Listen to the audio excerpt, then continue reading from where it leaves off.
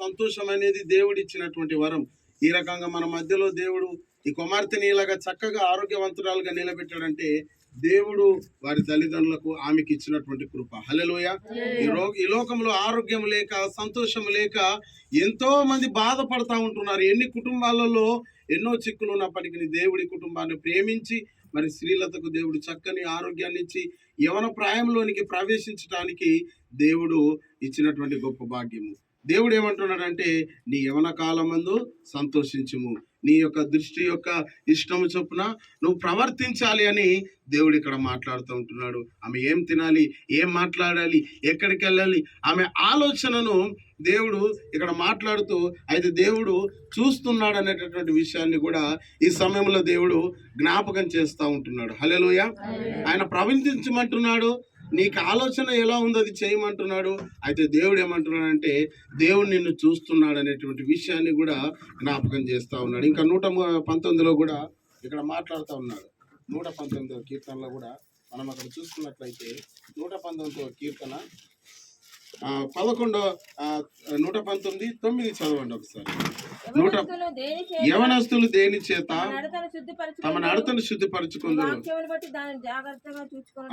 చూడండి, వాక్యంతో నడిచి ఆనందించాలి. హల్లెలూయా. అక్కడ ప్రసంగి మహాజ్ఞాని కదా. ఆయన జ్ఞాని ఎంత పెద్ద జ్ఞాని అంటే ఎన్నో పుస్తకాలు చదివాడు, ఎంతో ప్రార్థన పరుడు, భక్తి పరుడు. ఆయన ఊరికే రాయలేదు ఆ మాట. యవన కాలంలో ఆనందంగా, ఇప్పుడు ఈ సెలవులలో పిల్లలు ఎలా ఉంటారు, అక్కడికి వెళ్తాం, సెలవులకి ఇక్కడికి వెళ్తాం, ఆనందిస్తాం, సంతోషిస్తాం అంటారు. కానీ ఈ ఆనందంలో ఒక విశేషం ఏంటంటే, తల్లిదండ్రులు మనము పొందేటువంటి ఆనందం, మనం మాట్లాడే విధానం, మనం నడిచే నడక, సంఘములో సేవకునికి, తల్లిదండ్రులకు అది లోబడే విధంగా అనుకూలంగా ఉండాలి ఆనందం. హల్లెలూయా. బాధ తెచ్చేదిగా ఉండదు. మరి ఇక్కడ ఎలా నడవాలని అంటే, వాక్యము చేత నడవమని చెప్తున్నాడు. హల్లెలూయా. ముఖ్యంగా దేవుడు ఈరోజు కుమార్తె జ్ఞాపకం చేస్తుంది ఏంటంటే, నువ్వు నీ యొక్క నడతని ఏ రకంగా శుద్ధి చేసుకోవాలి. నీ యొక్క నడక దేని బట్టి అంటే, వాక్యమును బట్టి. హల్లెలూయా.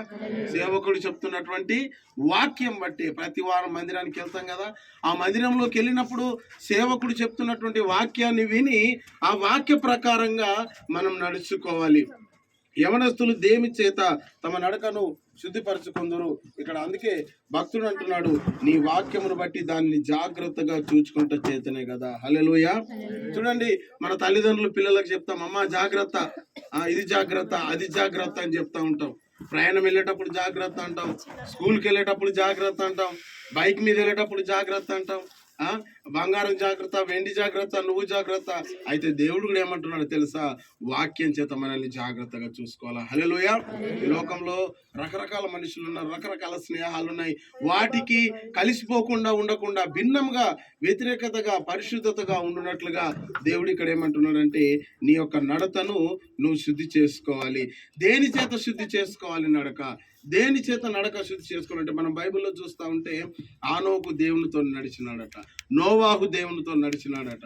నిజంగా మనం కూడా దేవునితో నడవాలంటే వాళ్ళు దేవుని మాట పట్టుకొని నడిచారు, దేవుని మాటకు లోబడి నడిచారు కనుక ఇక్కడ మనం బైబిల్లో గమనించి చూస్తే దేవుడు ఏమంటున్నాడంటే, యవనస్తులు దేని చేత తమ నడతను శుద్ధిపరచుకుందరు అని, వాక్యము చేత.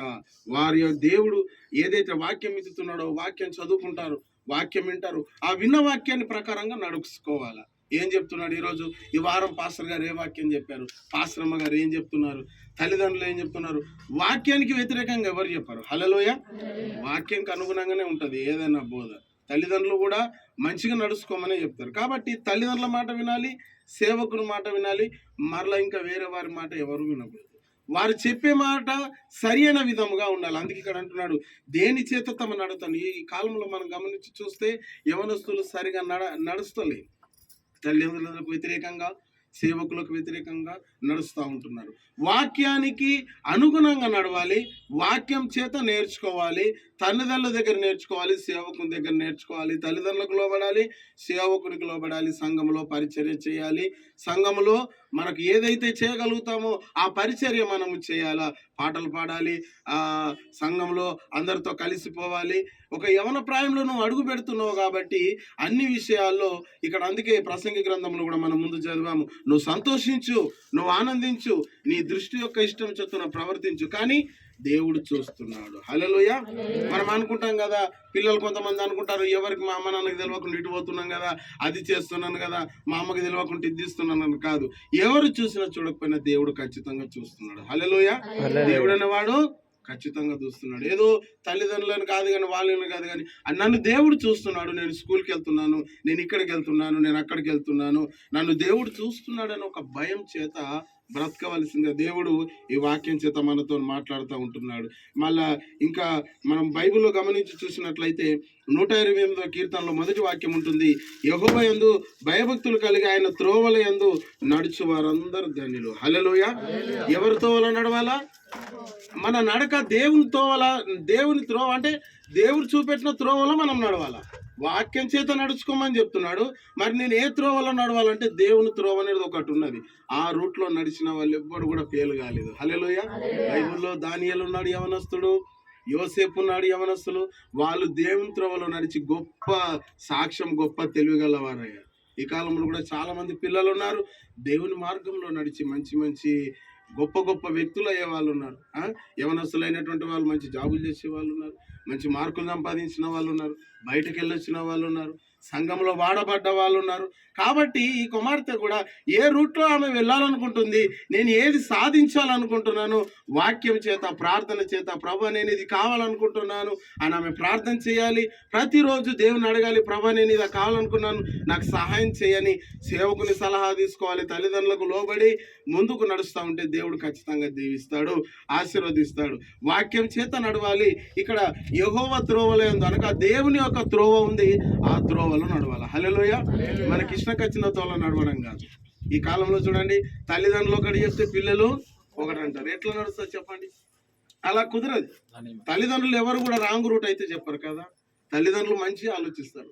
ఈ కాలంలో పిల్లలైనటువంటి వారు, యవనస్తులైనటువంటి వారు ఎలా ఉన్నారు అని అంటే, తల్లిదండ్రులు ఒకటి చెప్తారు, వాళ్ళు ఎంతో కష్టపడతారండి తల్లిదండ్రులు కదా.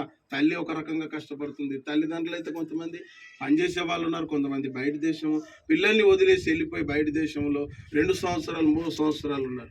వాళ్ళ బాధ మనం అర్థం చేసుకోవాలి. అయ్యో మా అమ్మ కష్టపడుతుంది, మా నాన్న కష్టపడుతున్నాడు, మనల్ని మనం పరీక్ష చేసుకోవాలి, వాళ్ళ మాట వినాలి, నేను వాళ్ళ మాట తగ్గట్టుగా నేను జీవించాలి, మంచిగా మార్కులు తెచ్చుకోవాలి, మంచి జాబ్ కొట్టాలి, ఇలాగా మంచి పని చేసుకోవాలి, ఇది నేర్చుకోవాలా, అది నేర్చుకోవాలా, అన్నీ నేర్చుకోవాలి. ఇక్కడ అపోస్తలుడైన పౌలు కూడా 1 కొరింథీయులకు రాసిన పత్రిక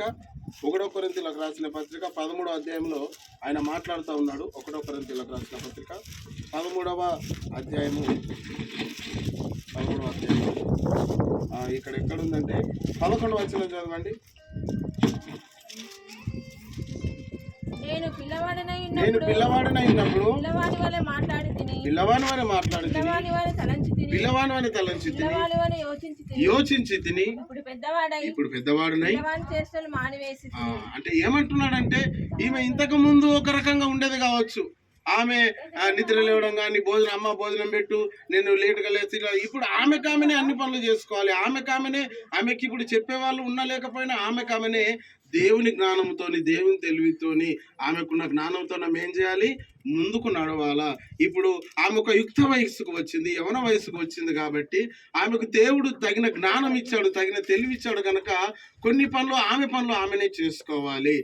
ఇంతకు ముందు ఉన్నట్లు కాకుండా, గతించిన సంవత్సరాలు కాకుండా, ఈ గడిచిన ముందున్న సంవత్సరాల్లో ఆమె ఒక ఆలోచన కలిగి ఉండాలి. నేను ఇది నేర్చుకోవాలి, ఈ పని చేయాలి, ఆ పని చేయాలి, నేను ఈ రకంగా ముందుకు నడవాలి, తల్లిదండ్రులను అడగాలి, సేవకులను అడగాలి, ప్రార్థన చేస్తారు. ఇక్కడ వాక్యం ఏమంటున్నాడంటే పౌలు, నేను చిన్నవాణి వల్ల ఉన్నప్పుడు చిన్నవాణిలాగా ఉన్నాను, ఇప్పుడు పెద్దవాడినై చిన్నవాణి అన్ని మానేసుకున్నా అని చెప్తున్నాడు. హల్లెలూయా.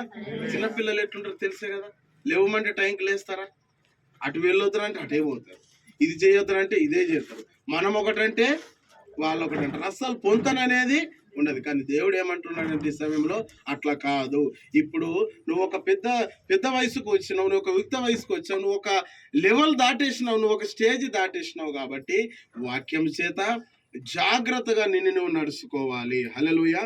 దేవుడు ఎవరి త్రోవలో నడవాలి? మొదటిగా వాక్యం చేత నిన్ను నువ్వు జాగ్రత్తగా చూసుకోవాలి, వాక్యం చేత నిన్ను నువ్వు నడుచుకోవాలి. మూడవది ఏంటంటే దేవుని త్రోవలో నువ్వు నడవాలా. ఎవరి త్రోవలో నడవాలా? దేవుడి త్రోవలో నడవాలి. ఆదివారం వచ్చిందంటే ఎక్కడికి వెళ్ళాలమ్మా? చర్చికి ఖచ్చితంగా వెళ్ళాలి. పాటలు పాడాలా, ఆరాధన చేయాలి, పరిచర్య చేయాలనిపిస్తే పరిచర్య చేయాలి. నీకు ఒక ఆలోచన ఉండాలి, నేను ఇది చేయాలని అనుకుంటున్నాను, ఇది కావాలని అనుకుంటున్నాను. నువ్వు ప్రార్థన చేసుకోవాలా, ప్రభా నేను ఇది కావాలని అనుకుంటున్నాను, నన్ను ఇట్లా నువ్వు తయారు చేయాలి. 10 తరగతి కావచ్చు, ఇంటర్ తర్వాత కావచ్చు, డిగ్రీ, నీకు ఒక ఆలోచన ఉండాలి. ఇక్కడ ఉన్న పిల్లలకు కూడా మీకు ఒక ఆలోచన ఉండి మీరు ప్రార్థన చేయాలి. తల్లిదండ్రులు కూడా వారి కుమార్తెను ఏం చేయాలనుకుంటున్నారో ఆలోచన చేయాలి, ప్రార్థన చేయాలి. దేవుని చిత్తం నాకు అప్పచెప్తే నడిపించేవాడు దేవుడు. హల్లెలూయా. ప్రార్థన చేయడం ఎవరి వంతు? మన వంతు. దాన్ని సాధించడము, అది చేయడము దేవుని వంతు. ఈ కాలంలో చాలా మంది ఏం చేస్తున్నారు అని అంటే, ప్రార్థన చేయకుండా యవనస్తులు, పిల్లలు, తల్లిదండ్రులు సొంత ఆలోచనలతో నడుస్తున్నారు. ఎట్లా నడుస్తున్నారు? ఇది చేస్తాము, అది చేస్తాము. మీరు మనం ఏది చేసినా ఏమి కూడా కాదు. హల్లెలూయా. ఏమి కూడా కాదు. ఒకవేళ నేనేమంటున్నానంటే, దేవుడు ఈ కుమార్తెకు తోడయుండి నడిపిస్తే ఈ కుమార్తె ఎక్కడున్నా దేవుడు ఖచ్చితంగా ఆమెకు సహాయం చేస్తాడు. హల్లెలూయా. దానియేలు ఎక్కడున్న దానియేలుకు యెహోవా తోడయుండెను. యోసేపుకు దేవుడు తోడై ఉండెను. శద్రక్ మేషక్ అబేద్నెగోలు యవనస్తులు, వారికి దేవుడు తోడై ఉండెను. నిజంగా చూడండి, మనం ఎస్తేరు జీవితంలో కూడా గమనించి చూస్తే, ఆమె దేశానికి వెళ్ళినా కూడా అక్కడ ఆమెకు దేవుడు తోడుగా ఉన్నాడట. హల్లెలూయా.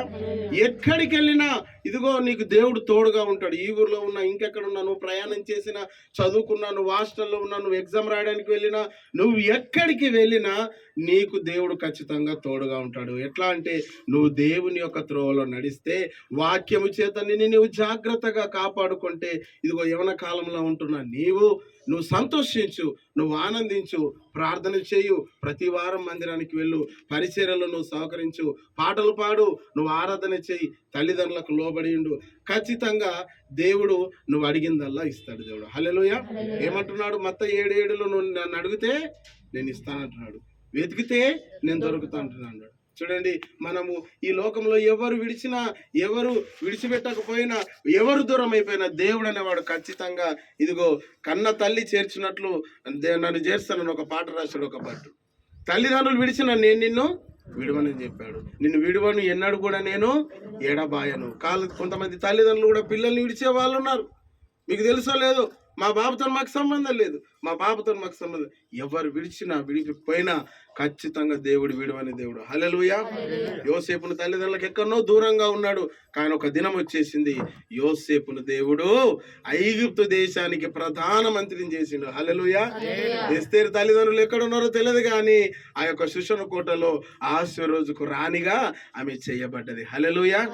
కాబట్టి మనం రూతును కూడా గమనించి చూస్తే, ఒక దేశం నుంచి ఇంకో దేశానికి వెళ్ళినా, కరువు నుండి, ఆకలి నుండి, ఎన్నో కష్టాల నుంచి, బాధల నుంచి ఉన్న ఒక్క దినమున ఆమె ఒక భార్యగా చేయబడ్డది. బైబిల్లో మీరు గమనించి చూస్తే, దేవుణ్ణి నమ్ముకున్న బిడ్డలకు దేవుడు ఎప్పుడు కూడా అన్యాయం చేయలేదండి. హల్లెలూయా.